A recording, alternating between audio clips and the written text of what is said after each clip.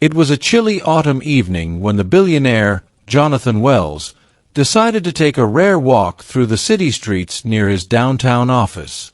He was a man who had everything money could buy: luxury cars, a sprawling mansion, and a life most could only dream of. But despite his success, Jonathan often felt a quiet emptiness he couldn't explain. Maybe it was the loneliness that came from growing up without a family, or the weight of always having to be the strong one in public. Whatever it was, something inside him urged him to step outside his usual bubble and see the world through different eyes. As he walked down the busy sidewalk, his eyes caught sight of a young girl sitting alone on the cold concrete steps of a building.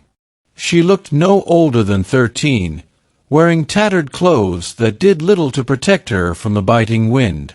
Her small frame was curled up as if trying to hold herself together.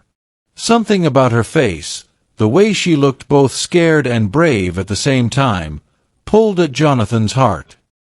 He approached her slowly, not wanting to startle her. "Hey there," he said gently. The girl looked up, startled but hopeful. "It's really cold tonight, isn't it?" She nodded silently, eyes wide and cautious. Jonathan reached into his coat pocket and pulled out a thick, warm coat, one he'd just bought for himself a few days ago. "Here," he said, holding it out to her. "You look like you could use this more than I do."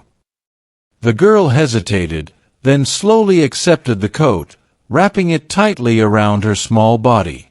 Jonathan could see her lips trembling, and he felt a deep pang in his chest. "What's your name?" he asked softly. "Emily," she whispered. Jonathan smiled warmly. "Emily, that's a beautiful name." They sat together on the steps for a few moments in silence. He noticed the faint scar above her left eyebrow and a small birthmark on her wrist. Something inside him stirred, an old memory buried deep. "Where are your parents, Emily?" he asked carefully. She looked down, ashamed. "I don't have any. I've been on my own for a while." His heart ached. Here was this brave little girl, fighting the world with no one to turn to. He wanted to do more than just give her a coat. "Would you like to come with me? I have a warm place, and I can help you."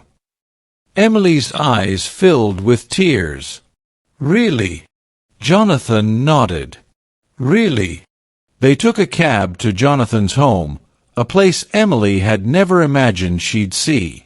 As they walked through the grand doors, Jonathan noticed the way Emily looked around, eyes wide with wonder and a hint of sadness. That night, over a simple dinner, Emily told her story. She had been separated from her family when she was very young and had spent years moving from shelter to shelter, always searching for a place to belong. Jonathan listened closely, pieces of a puzzle falling into place. He remembered a lost sister, a sibling he had never met, who disappeared when they were children after their parents died in a tragic accident. He took Emily's hand gently. "Do you know where you were born?"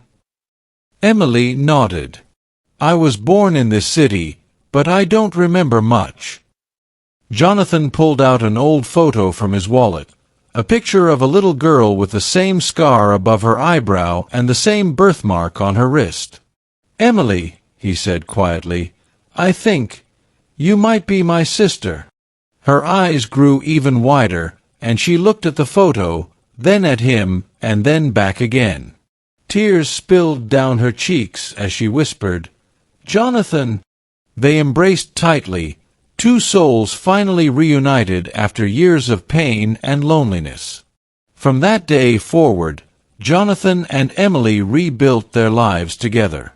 He made sure she had everything she needed, not just material things, but love, security, and the family she had been missing all these years.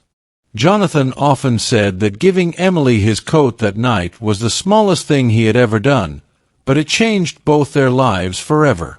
Sometimes, The simplest acts of kindness bring the most unexpected miracles.